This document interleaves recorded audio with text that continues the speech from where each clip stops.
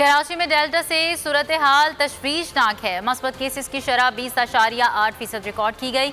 अस्पतालों में गुंजाइश कम पड़ने लगी। ताज़ा इदाद-ओ-शुमार के मुताबिक शहर में सिर्फ 40 ICU बेड्स खाली रह गए। 530 वेंटिलेटर्स जमीन से 377 पर मरीज जेर इलाज हैं। कराची में कोरोना का खौफनाक फैलाव, अस्पतालों पर बढ़ गया दबाव। शहर भर के अस्पताल मरीजों से भरने लगे।